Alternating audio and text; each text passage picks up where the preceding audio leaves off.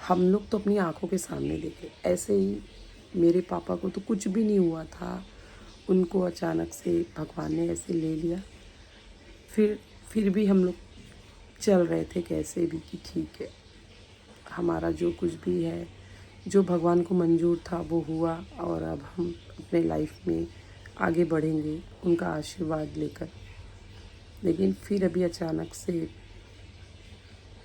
मेरी मौसी इतना ज़्यादा सीरियस हो गई, इतना ज़्यादा सीरियस हो गई कि डॉक्टर ने उनको एडमिट करने से मना कर दिया। उनको बोला अभी आप इनको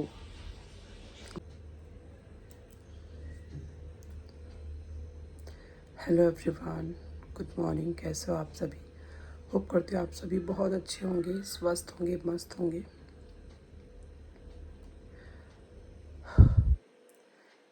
ज़िंदगी कभी एक जैसी नहीं होती यार। मतलब आप कभी सोचो कि यार सब कुछ अच्छा रहे और हम अपने जीवन में आगे बढ़े, तो कुछ ना कुछ ऐसा अचानक से आ जाता है और आपको सुनने मिलता है कि आप मतलब सोच नहीं सकते हो। कभी कभी तो ऐसा लगता है कि भगवान जितने भी दुख हैं वो हमारे फैमिली को ही दे दिए हैं, ऐसा लगता है कभी कभी। मैं अभी सोकर उठी हूँ, रात में भी नींद नहीं आई थी। 2 दिन से ज़्यादा दिमाग ख़राब है। मैं किसी को बता नहीं रही थी, किसी को भी नहीं मैंने बोला, और मेरी हिम्मत भी नहीं हो रही थी कि मैं फ़ोन पे बात भी कर पाऊँ। सिर्फ मम्मी से मैं सुनती थी, मम्मी से पूछती थी।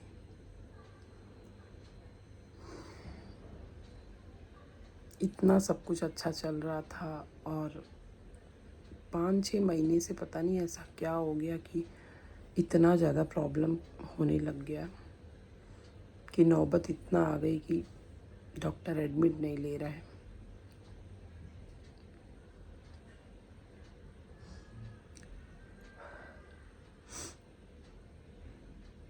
बहुत ज़्यादा कंडीशन ख़राब है, हालत ख़राब है।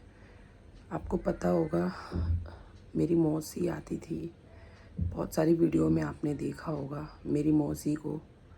मेरे से बोला नहीं जा रहा है, मेरा मतलब गला इतना ज़्यादा ये हो गया है। सोच सोच के हम लोग वही सोच रहे हैं। मम्मी भी मेरी रो रही थी कि एक टाइम था जब भी हर साल 2 महीने 1 महीने के लिए दवाई के लिए मौसी आती थी। बच्चे भी सब जानते थे दिल्ली वाली मौसी आ रही है, और बहुत खुश हो जाते थे।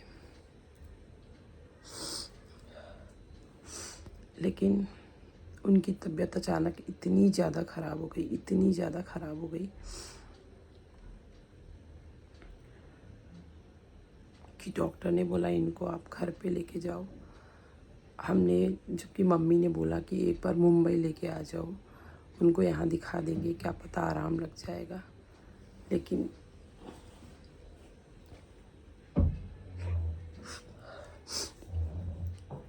पॉसिबल नहीं हो सका। वहाँ भी सारे रिपोर्ट सब कुछ दिखाया डॉक्टर को, लेकिन डॉक्टर ने बोला कि हम इनको एडमिट नहीं ले सकते। एक्चुअली उनको लीवर का प्रॉब्लम था और डॉक्टर का ऐसा कहना है कि उनका लीवर जो है वो काफ़ी हद तक ख़राब हो चुका है।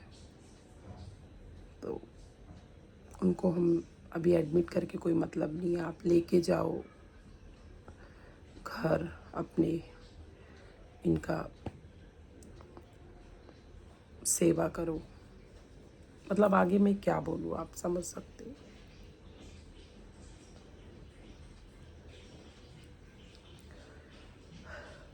मैं बताना नहीं चाहती थी, लेकिन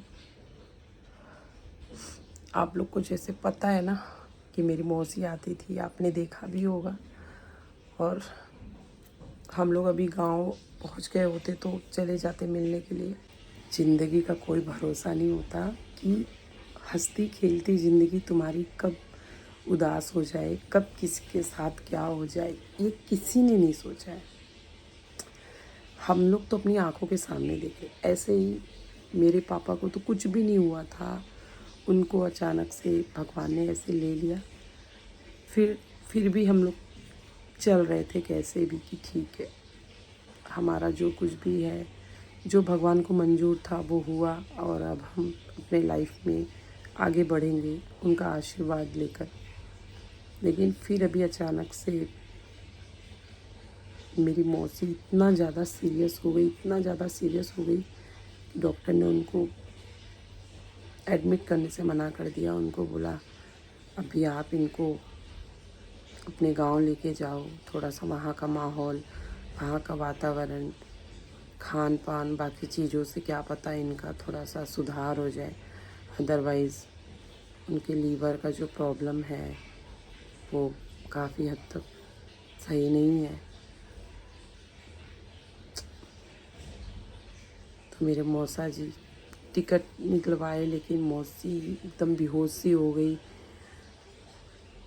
तो जिस दिन टिकट के लिए वो निकल रहे थे घर से, उनका टिकट था रात को 8 बजे, मौसी अचानक से बेहोश हो गई। तो मौसा लेके उनको हॉस्पिटल गए। वहाँ पे उनको एडमिट नहीं लिया, बोले आप घर लेके जाओ। फिर दूसरे दिन एम्बुलेंस करके मतलब पूरा दिन और पूरी रात में जाके पहुँचे, सीधा गांव लेके गए। अब मम्मी मेरी इतना ज़्यादा रो रही है, इतना रो रही है। मैंने बहुत समझाया, मैंने बोला मम्मी आप बीमार पड़ जाओगे, मत रो।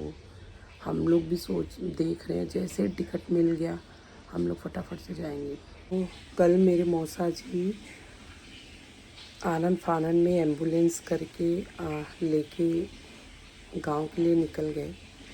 और मम्मी यहाँ से इतना रो रही थी, इतना रो रही थी कि कैसे भी करके मुझे मेरी बहन से एक बार मिलना है, मिला दो मेरी बहन से। मैंने बोला हाँ मम्मी, जैसे टिकट कंफर्म होता है हम लोग गांव चलेंगे और वहाँ से फिर जाएंगे हम लोग मौसी से मिलने।